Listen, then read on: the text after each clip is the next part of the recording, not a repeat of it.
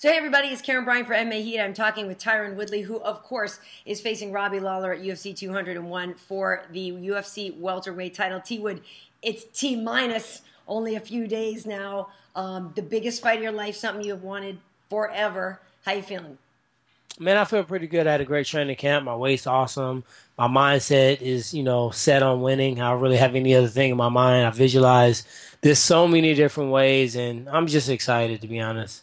So well, here's the thing, most people are worried I got a lot to ask you, but the ones who are rooting for you are saying, but I'm a little worried about the ring rust. The ones who are rooting against you are saying, no way, too much ring rust.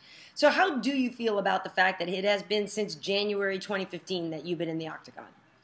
Well, I'm the only one that got to go in the octagon, so, they shouldn't be too worried. Yeah. They don't have to walk in there. They don't have to, worry about the ring rust. The only thing that I'm worried about is going out there and performing, so I have no other concern.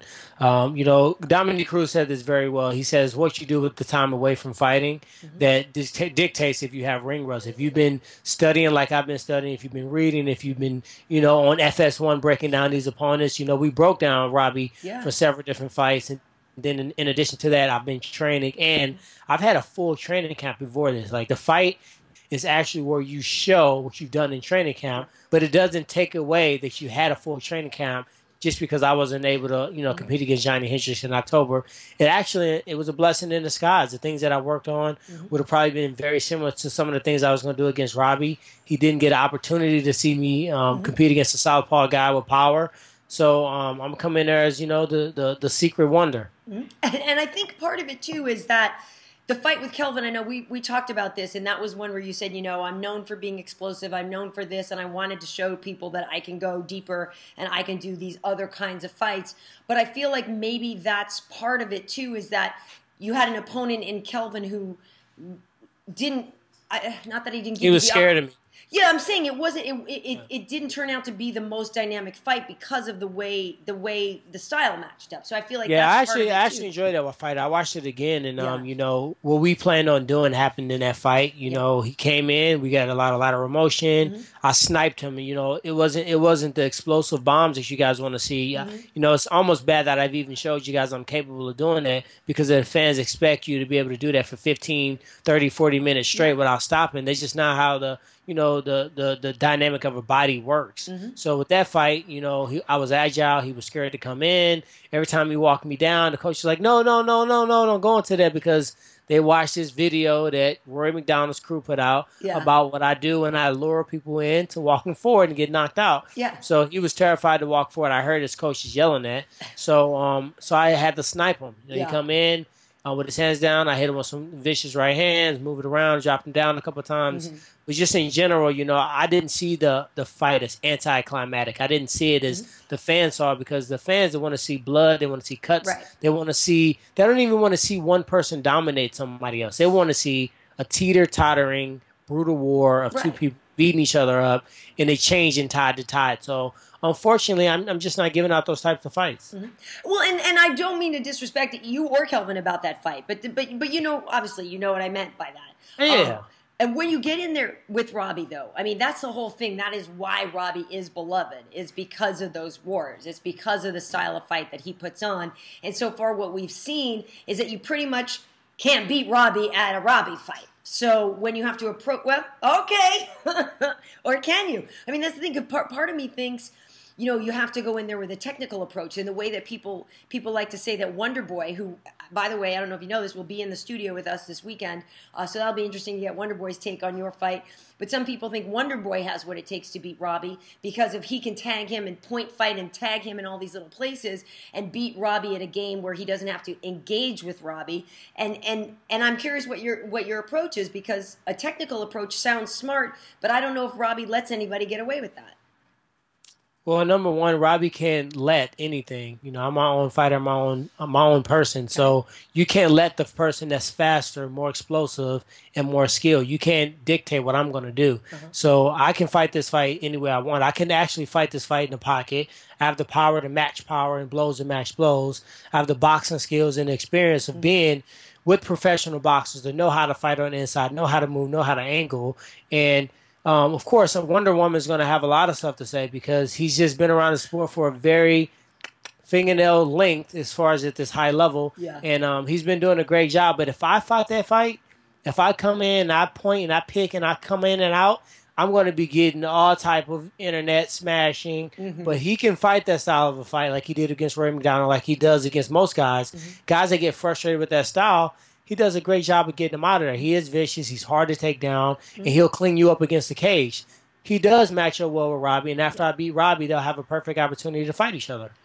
Oh, so you wouldn't take Wonderboy as your first challenge, because here's the other thing is, he was pretty upset that you got the title shot, and if it is and new on Saturday night, he'll be knocking on your door. Well, he said him and Robbie would be a more dynamic fight. He said that the fans want to see him and Robbie, so I'm going to hold him to his words. The fans are going to see him and Robbie after I beat Robbie. I'm going to be the new welterweight champion in the world, and the fans are going to see me fight the big money fight. I'm going to want to fight George St-Pierre in November in New York. I want to fight, Nick Diaz, somebody that's going to draw, somebody that's going to sell a pay-per-view, somebody that's going to line my pockets and set my family for the future. So all these welterweight-whiners, the Welter-Whiners that say I don't deserve it, that say I shouldn't be here, you guys can have a Tupperware party together, twiddle your thumbs and gossip and fight each other.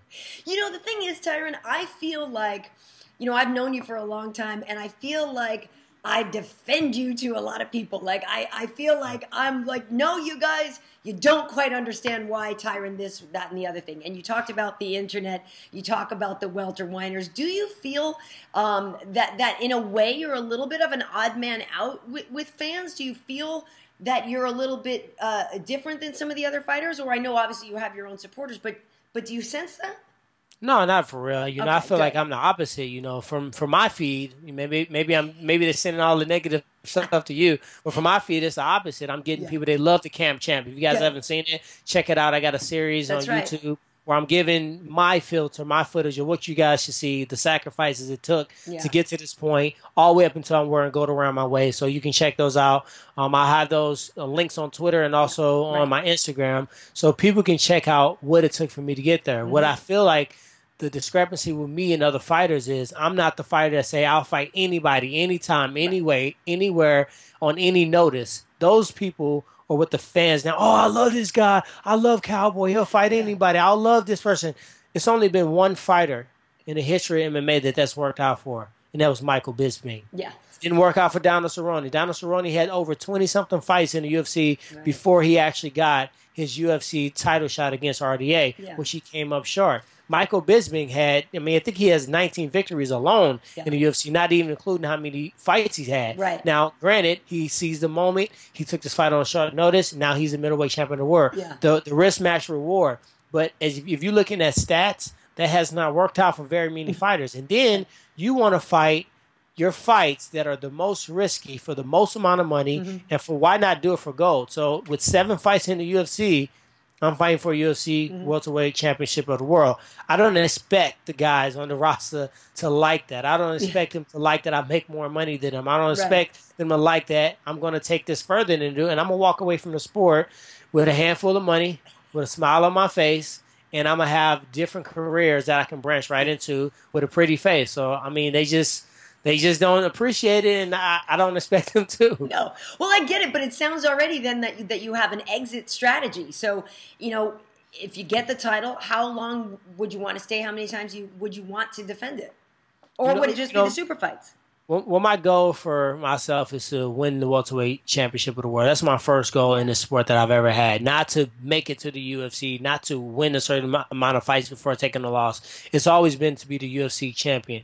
And after that, my goal is to reign over the division, to become a legend. And I think the way you reign is you defend the title multiple times. I think you become a legend by fighting different super fights that make you legendary. Maybe me and Michael Bisping do a super fight at a catchweight or something crazy. Fans would go nuts about that. Hell I think that's how you present yourself, and you make yourself into this legend. Right. And then in doing so, without even trying to, all the goals you have financially for your family, disability, I got 4 kids, so obviously I want to make sure that college is taken care of. I can do those things all with one stone if I focus on that. So I don't think that the sport is a sport where you have to earn a title shot or deserve a title shot. Like, think about this. Everybody's complaining. Not everybody. The hardcore people that know that I've been around for a long time and know that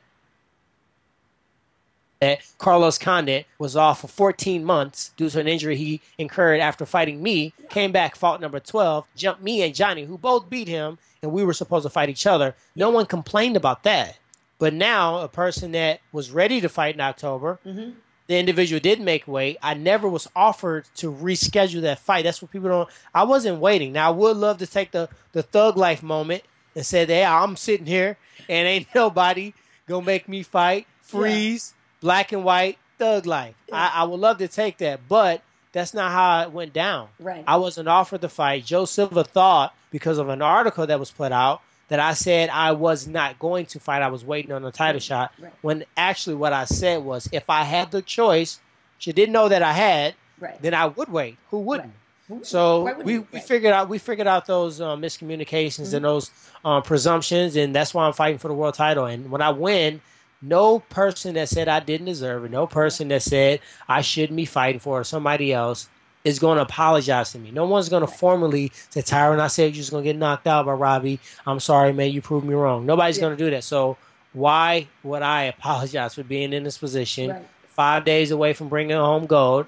I won't do it. Yeah, right. And you shouldn't. You make a great point. And just based on the way you approach the sport too, I gotta believe like you're not mad at Conor for the way he fights and the way he takes these fights. You're not mad at that guy. No, not at all. Not at all. I respect Conor. I love the way he's brought his entire country along for the ride. I love the way that he sell the fight. He has to deliver as well. Granted, he came up short against Nate Diaz, but he took the risk. He rolled the dice, and he fought a guy that was a completely different style matchup. That was, a guy that can take punches. Yes. And he got tired trying to punch the guy out, and he was still there. Right. I think he's so used to guys at 145 taking that punch and not coming back that when he hit the guy and the boogeyman was still there, he just kind of, freaked out a little bit. A little bit. Speaking of the guys that can take a punch and they're still there, that is basically the definition of Robbie Lawler. And a lot of people think in this fight, hey, T. Wood, you got to get him early because the later it goes, we all know that championship round Robbie Lawler is a next level guy. Do you see it like that? That your best opportunity is rounds 1 and 2? Who's some of the hardest punching welterweights you think that are in our division? Well, Robbie Lawler is one of the hardest punching. Johnny Hendricks used to have that left hand. He doesn't seem to have it anymore. I've seen you knock people out in 17 seconds? So would you put Nick Diaz as one of the hardest punching guys in our division? I mean, I think Nick Nick lands a lot. I've never felt his punch. Hardest punching. I'd say Robbie's the hardest puncher. No. I'm saying, would you put Nick Diaz as one of the hardest punchers in the division? Possibly, yes, because his land. Hardest punching. Not volume, not precision, not overwhelming ability. And then later comes and digs a body shot and a headshot. Okay. Nick Diaz knocked out Robbie Lawler. And he's not one of the hardest hitting guys in the division. But he does something extremely well, which I won't share because it's an intricate part of my game plan. Right. I don't have to finish this in the first. I don't have to finish it in the second. I don't have to finish it in the third, fourth. And I don't have to sit there and cross my fingers that he's not going to come out like a bat out of hell in the 5th round. I don't have to do that. Who's a better wrestler between me and Robbie? Who's a better grappler between me and Robbie? Who's faster between me and Robbie? Who's taking more losses between me and Robbie? Who's taking more damage over their career between me and Robbie? Who's more well-rounded completely as a fighter? Skill sets are what you bring to the table. Your ability to grapple, strike, wrestle, Brazilian jiu-jitsu, counter, speed. When you start thinking of toughness, that's an attribute. That's an adjective which you describe someone. That's not a skill. So if you have a person that's more skilled, and guess what? He so happened to be tough, and he definitely possessed that power to shut your lights off as well. Right. I can stand in front of Robbie, and I can fight that fight if I want to, or I can win this fight several different ways. I can win it grappling. I can win it wrestling. I can win it clinching. I can win it on the mat. I can win it from my back. I can win it countering. I can moving forward, moving back, moving to the side. He has to beat me one way. And I feel like a person with the few amount of ways to win this fight is at the actual disadvantage. And that's my gift and that's my strength. And that's why I'm so confident going into this fight. You make a hell of an argument, sir. I mean, was there anything weird about? I mean, and I know you've sampled other camps in the past. Was there anything weird about you both sort of being ATT guys, but not training partners, and you didn't go down to? I know you don't usually go down in Florida. A lot of time you're in St. Louis, but you went up and saw the guys at Roufus and stuff. Was there any awkwardness with that? On my side or his side? I don't know. On whose side? Anybody's side. On your side, you were cool with it. You might want to ask him about that. But I've had a blessed career as far as being open to trying new places. Yeah. I've been to. It's only a few camps. It'll be longer for me to tell you where I've been than I can just tell you where I haven't been. Greg Jackson's gym is the only major camp. That gym in Alpha Male that I probably have not been to. Right. So just having the hospitality and being respectable and being a good training partner, I'm allowed to go back there and people, respect me and they enjoy training with me because of my work ethic, because of what I bring to the table. And I'm always the guy that's looking out for the training partner. So the years of me doing that came to my benefit now, because now it is a situation where we could train under the same gym. It would have been kind of cool for some PR, separate times, different rooms, different training partners, different coaches. But let's be honest, we're going to have to fight each other. If he's deciding that, okay, I'm going to throw, a right hook, left uppercut, right hook, head kick, and I know that, well, I might see that right hook coming, and I might know the rest of the combination. So I think just the small things within a fight dictate, what happens in the outcome. So we decided that it was best. He's a champion. He's the first one for the team. Obviously he got the priority, obviously, of having a gym. He lives there. Yeah. And I'm the one that do have other options. I can go and train at Roufus Sport, which I did a bulk of my camp. I do own an American Top Team in St. Louis where I can fly guys in and train there. So we took that route, and, I thought it would be awkward.